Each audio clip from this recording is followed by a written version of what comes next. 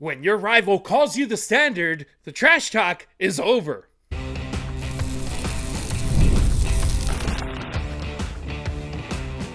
You are Locked On Dodgers, your daily Los Angeles Dodgers podcast. Part of the Locked On Podcast Network, your team every day. What's up, everybody? I'm Ruiz. That's Travis Rodgers, and it's time for Locked On Dodgers, part of the Locked On Podcast Network, now the #1 sports podcast network.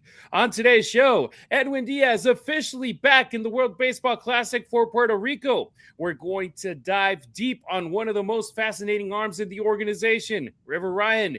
Is he just rotation insurance, or is there something much bigger there? But first, we're reacting to comments from Giants CEO Larry Baer that framed the Dodgers not as the villain, but as baseball's modern-day dragon to slay. Travis, it's all about perspective.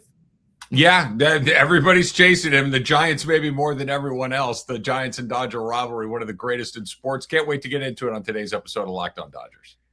Travis is your weekday afternoon soundtrack on 710 ESPN LA, riding from 3 to 6 with the Travis and DeMarco Show. And if you're not in SoCal or you're nowhere near a radio, the ESPN LA app makes sure that you're locked in. As for me, when I'm not calling USC football or Raiders games in Espanol, this is my home base, talking Dodgers, breaking things down, and doing it with you. If this is your first time checking out the show, welcome. You didn't stumble in by accident. And if you're an everydayer, you already know this podcast runs because of you. Watching on YouTube, hit the like button, jump into the comments, and subscribe so you're here every day. Listening on Apple Podcasts, Spotify, or wherever you get your pods, a quick 5-star rating helps more Dodgers fans find the show. And remember, the Locked On Dodgers listener line is always open, 2793-LOCKED or 279-356-2533. Call in or text in anytime. From villains to the benchmark, Dodgers are baseball's dragon. For generations, Dodgers Giants has been fueled by pure emotion, hate, resentment, bragging rights, all of it. But what we heard this week from Giants CEO Larry Baer wasn't hatred like we've heard from other teams. It was something else entirely different. During an appearance on the Dan Patrick Show from the Bay Area, this is what Baer had to say. You know, it's an interesting discussion. I think you've talked to the commissioner about this and others. You know, and let's just take all the sports. And here we are, at Super Bowl week. I think having a dragon to slay in a sport, and if you go back, it was, what in the NFL was once upon a time the Cowboys, the 49ers had their run.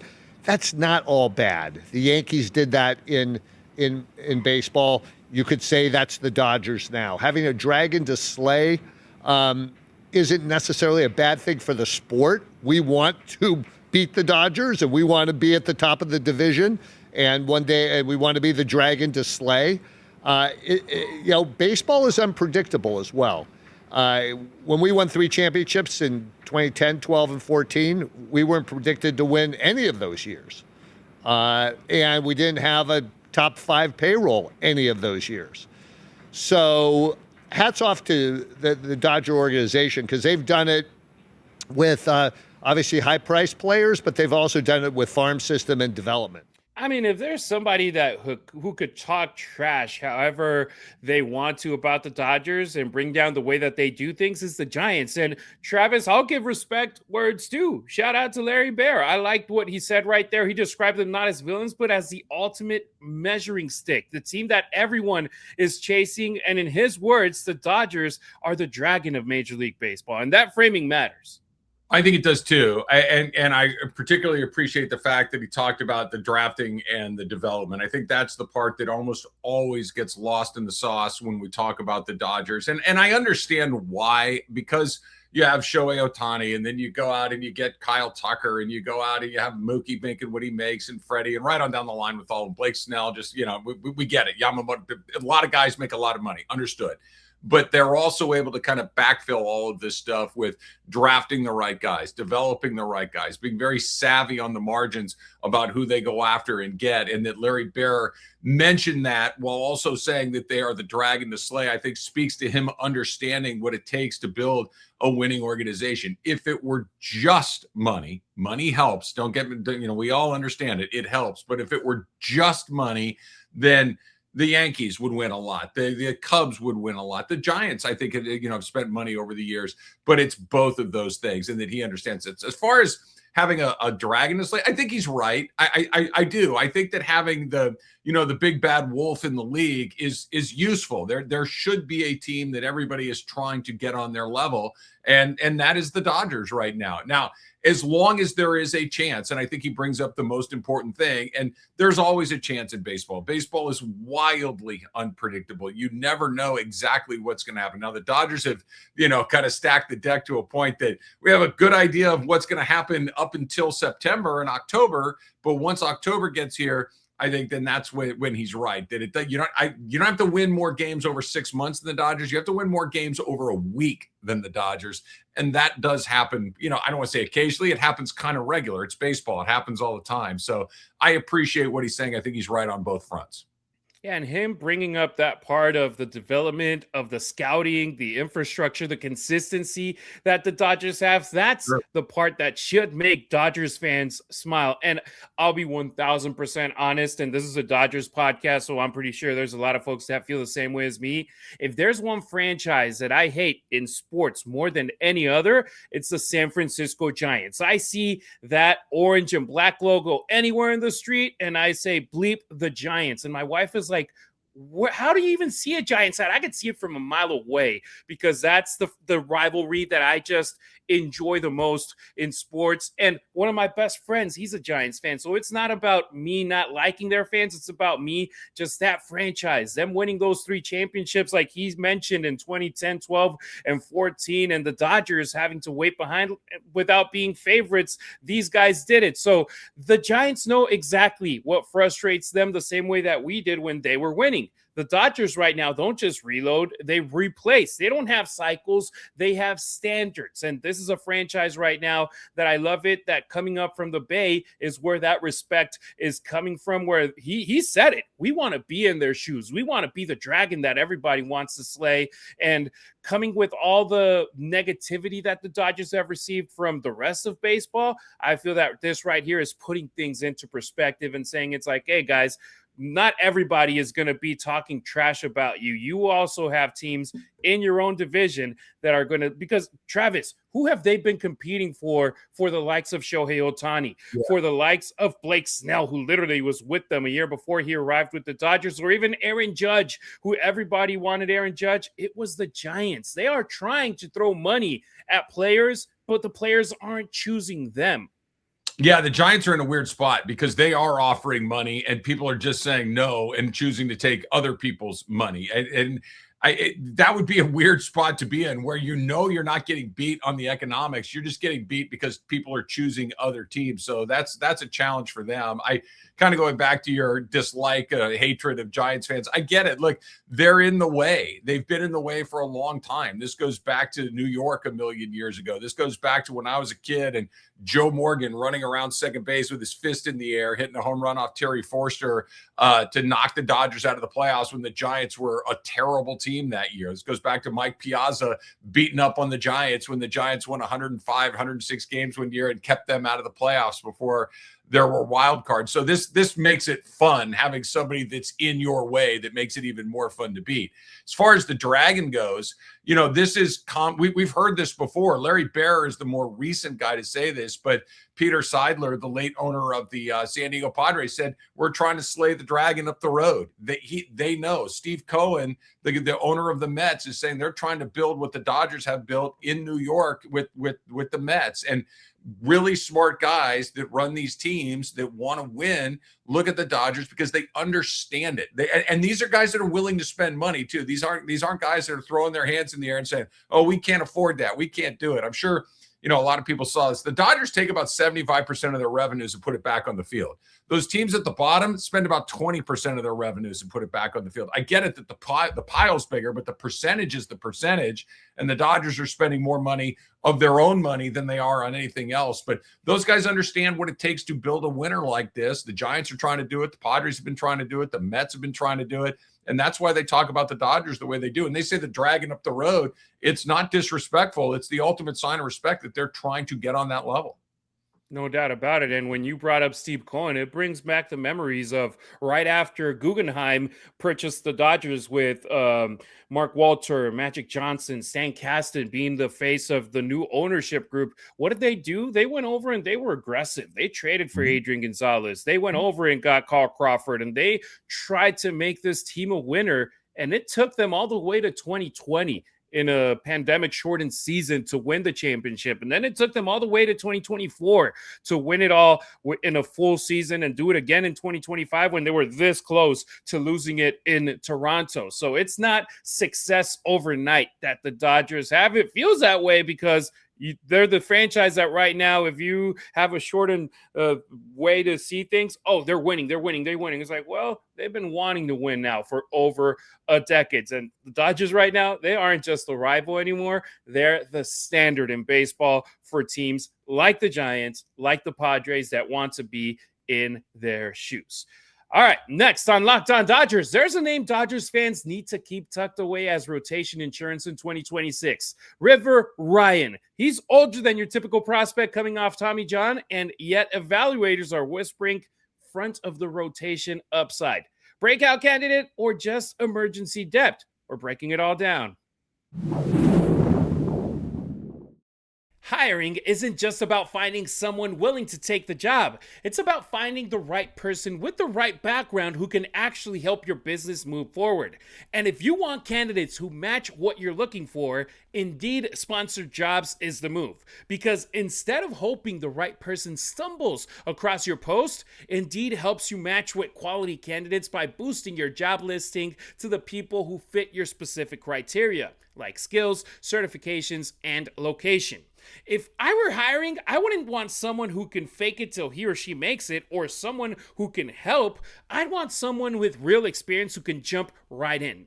And here's a stat that says it all. In the minute that I've been talking to you, companies like yours made 27 hires on Indeed. This according to Indeed data worldwide. So if you're hiring, spend less time searching and more time interviewing candidates who check all your boxes with Indeed sponsored jobs. Listeners of this show will get a $75 sponsored job credit to help get your job the premium status that it deserves at Indeed.com/podcast. That's Indeed.com/podcast. Terms and conditions apply. Hiring? Do it the right way with Indeed. Thank you for making Locked On Dodgers your first listen of the day, and thank you for making Locked On the #1 sports podcast network. You already live your team every day. Now, take it up a level and go ad-free. Join the Everydayer Club today and get Locked On Dodgers with no interruptions, members-only Discord access, and more, all for just $5 a month or $50 a year. Go to LockedOnDodgers.supercast.com or check the link in the show notes to learn more. River Ryan, emergency arm or hidden weapon? Let's shift gears to the pitching side because as loaded as the Dodgers rotation is on paper, one thing we know for sure, depth always matters. If not, look at what happened in 2025. And that brings us to River Ryan. He is one of the strangest, most intriguing pitching prospects in this organization. He's 27, barely has 200 professional innings under his belt, or including his college career. And yet evaluators talk about him like a frontline starter. Travis, that's not normal. It's not. And it's one of the things that kind of goes back to what we were talking about with the, in the opening segment with Larry Baer, talking about their drafting and their development, that this is a perfect example of that. Sure, you can go buy Yoshinobu Yamamoto. You can go buy Blake Snell. Sure. But the River Ryans are the things that not everybody can do. And I can't say this enough. I really cannot emphasize this enough. The Dodgers pick last every year. They pick after everyone else has picked. They get the last guy in PE every time. Now, I get it. They're all first rounders, but this is the last guy, and they're still able to pick better guys than the guys picking at the front. They're still able to get more weapons available to them. How many teams would love to have Emmett Sheehan, Justin Robleski, River Ryan, Gavin Stone, Kyle Hurt? Go right on down the list of all these guys. And what the Dodgers have done, and Ryan is a great example of this, is they've given themselves redundancies that other teams don't have. If Blake Snell needs 2 months off, fine. If any of their guys need 2 months off, it's all good because they have guy after guy. They have a major league pitching staff that is not pitching in the major leagues regularly. No, most teams are scrambling to find 3 or 4 guys that are of major league quality. The Dodgers have about a dozen.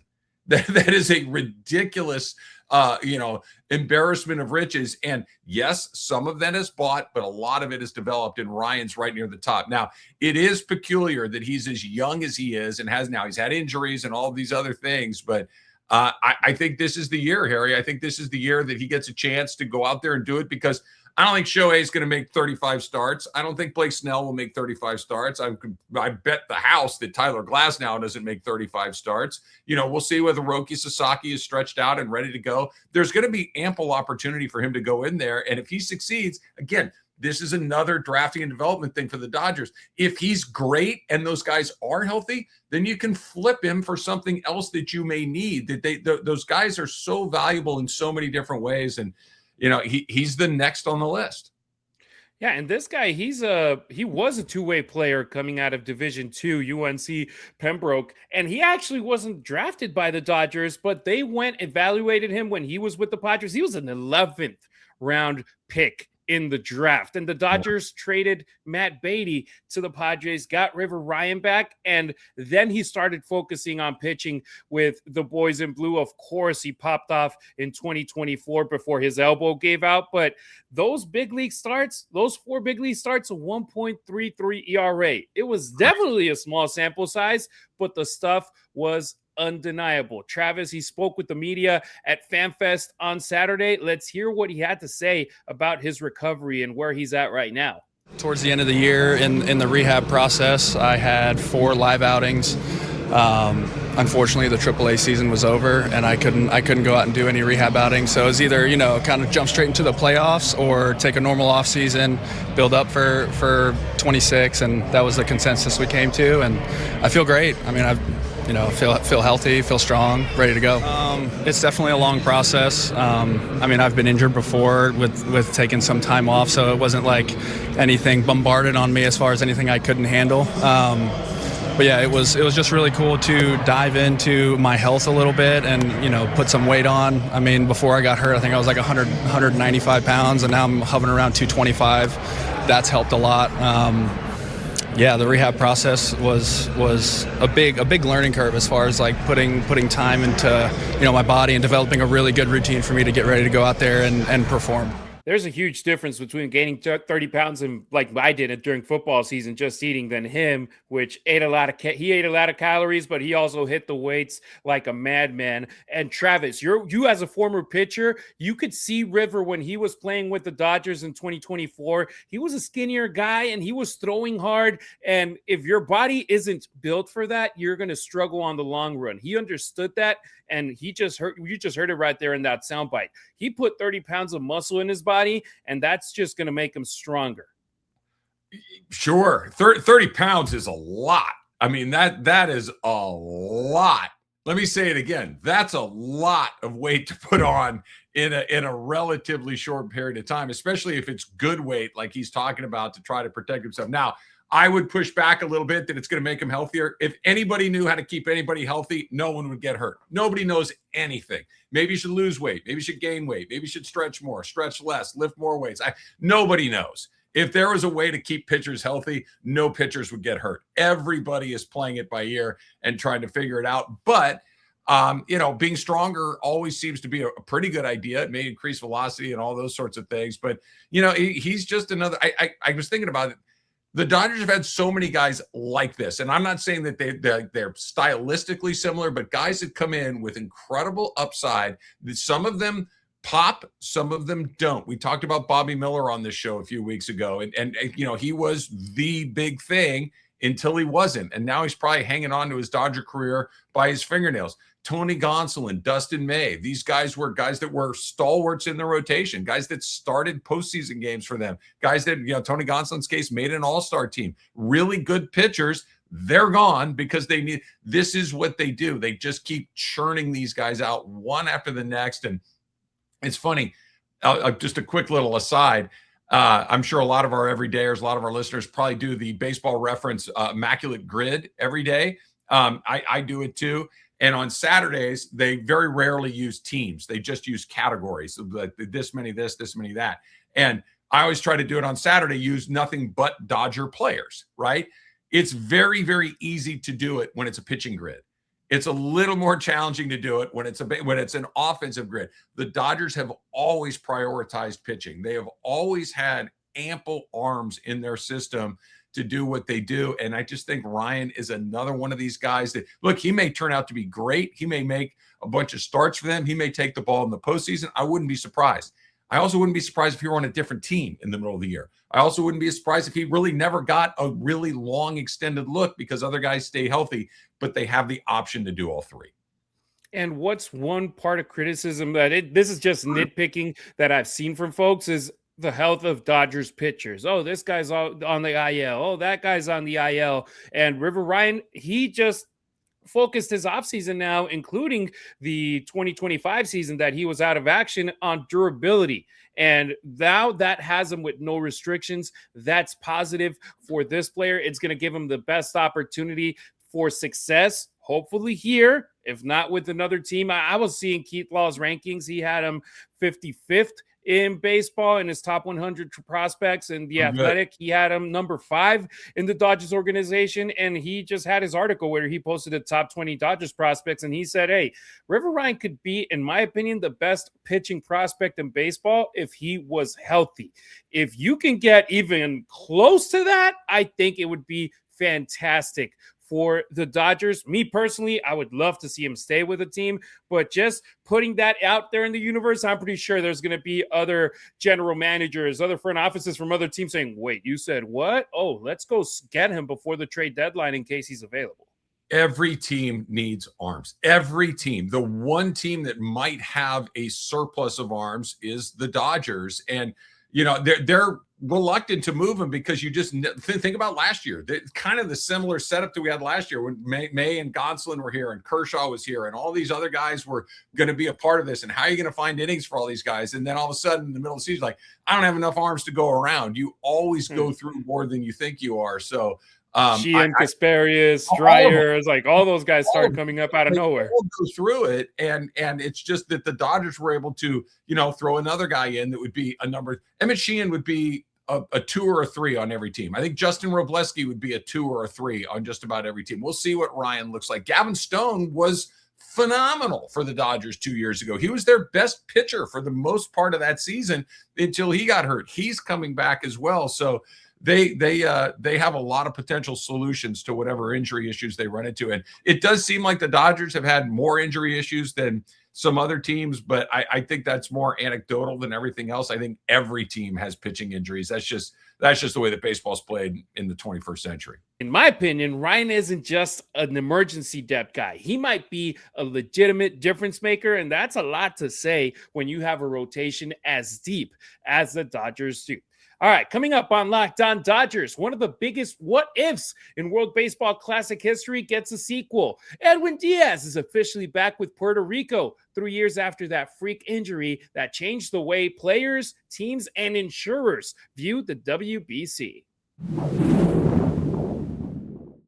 Tax season does not have to take over your life. This year, TurboTax is making it easier than ever to just hand things off and move on with your day. How good does that sound? Because with TurboTax Full Service, you can have your taxes done for you by a trusted local expert, start to finish, without the stress or guesswork, which means instead of spending hours trying to figure out forms, you can meet with a local TurboTax expert in person, or you can connect online. They're going to handle everything from W-2s to self-employed forms and work to get you every deduction. You can upload your documents, go about your day, and get updates right in the TurboTax app. It is a huge time saver and gives real peace of mind knowing an expert is handling it all. So for a limited time, you can have your taxes done by a local TurboTax expert for just $150 all in if a TurboTax expert didn't file for you last year. Just file by February 28th. Take taxes off your plate and get back to your life.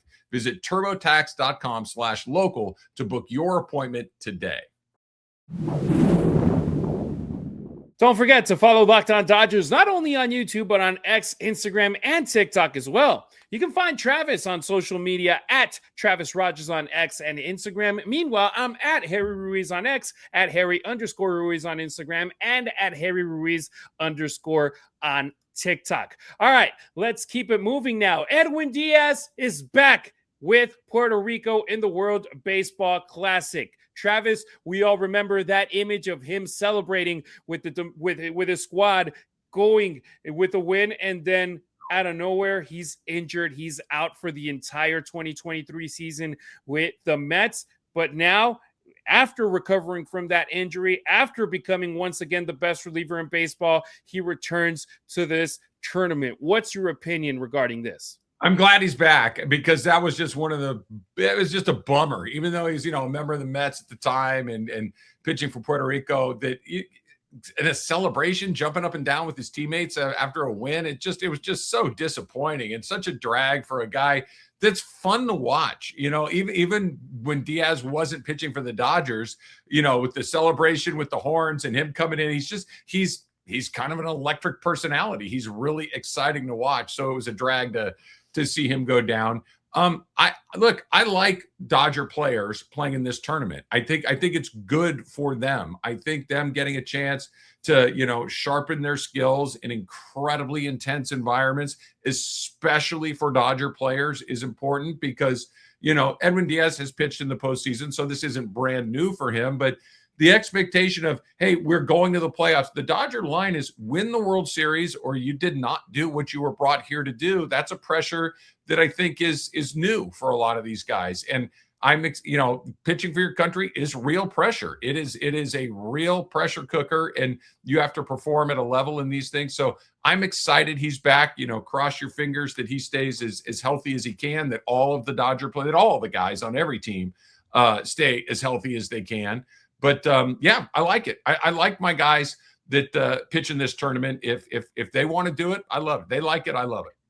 Yeah, for Puerto Rico, this is huge. They're locking down the back end of games with an elite arm. For the Dodgers, it's a calculated risk, but one that reflects the confidence that they have on their guy. And Travis, it's different having a reliever, a one-inning guy, compared to having an opener, one guy that you're relying to consume a lot of innings. So this is something that, like I said, it's a calculated risk that they have right now. But what has changed since 2023, though, is precisely, in my opinion, something that happened due to that injury that Diaz had, the insurance landscape. Because after injuries to stars like Diaz, like Jose Altuve, the WC insurance requirements, they became so much more strict. Players are now classified by risk level, and recent injuries or surgeries that can make participation even far more complicated. And in the case of Miguel Rojas, even by age, if you are about to turn 37, they can't insure you. So it's like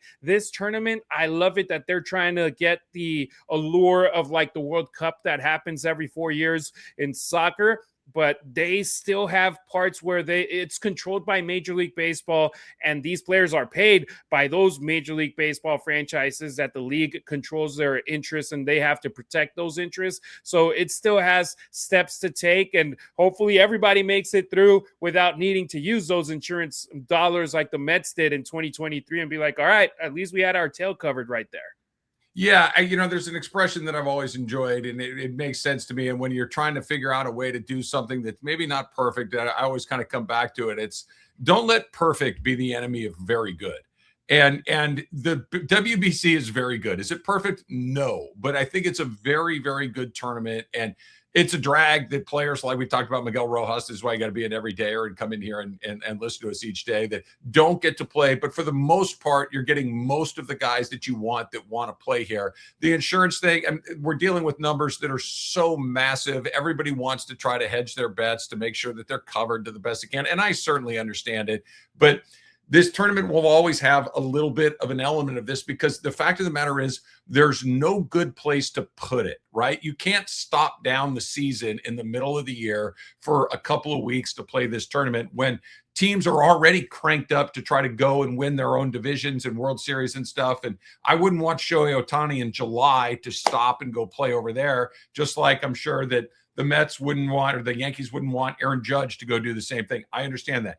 At the end of the season, you're not going to tack on 2 more weeks after people have played a 6-month season. There's no good place to put it other than where it is. And even that's not perfect because guys aren't stretched out. Some guys are coming out of the postseason. Some guys are coming off of injuries.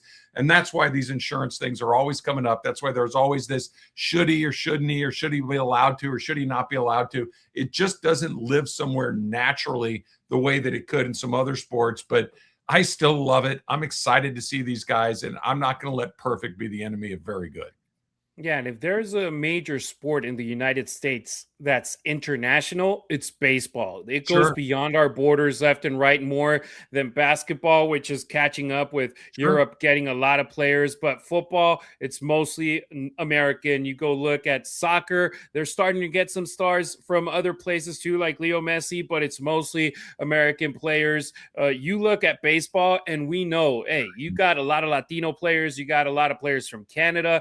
You expand now to Japan, Asia. It's like completely different. So you want stars who care about international competition. You want players who embrace the global game. And Diaz, he says, hey, let's hope that the baseball gods are a little kinder this time for a guy like him who definitely could have flashbacks to that 2023 tournament. Yeah, I never say never, but I would be surprised if anything happened. It's just, it was such bad luck the first time. I'm knocking on wood on my desk right here, but the vast majority of the time guys come through. It's not a big deal, and I expect it to just be a fun tournament to watch. And look, somebody's going to get hurt, but guess what else happens, Harry? Guys get hurt in spring training. That happens, guys get hurt. And in spring training, we go, that's a drag. And in the WBC, it's like, oh, what are we doing letting them play? Guys get hurt when they play athletics. When you play games, injuries are a possibility. Guys get hurt even in the shower. I don't remember which Dodger player it was last year that going out of the shower, he got hurt. It was Freddie Freeman. He injured his ankle in the shower. It's like, hey, when it's meant to happen, unfortunately, it happens. Hopefully, it doesn't happen here. All right, quick recap of today's show. When your rivals call you the dragon, when your depth arms look like upside plays, and when your closer is healthy, dominant, and confident enough to take the world stage, that's what it looks like to be baseball's standard. All right, that'll do it for today's pod. Thank you for making Locked On Dodgers your first listen of the day, and thank you for making Locked On the #1 sports podcast network. On tomorrow's show, Fangraphs has released their 2026 projections, and the Dodgers, no surprise here, they are clear favorites. But who's next in line in the division, league, and across all of baseball? We're breaking it all down tomorrow, Travis. Can't wait. We're getting closer. Pitchers and catchers. Then we're going to get a little spring games. We're going to get some WBC. And the next thing you know, we're going to be off and running. No doubt about it. If you never miss an episode, the Everydayer Club is built for you. Get Locked On Dodgers ad free, plus members-only Discord access and more. Head to LockedOnDodgers.supercast.com to join the club. For those of you on video, we send you to the first ever 24/7 National Locked On Podcast Network YouTube channel. On audio, make sure you make your second listen Locked On MLB. We appreciate you riding with us. Until next time, keep it real, keep it Dodger Blue.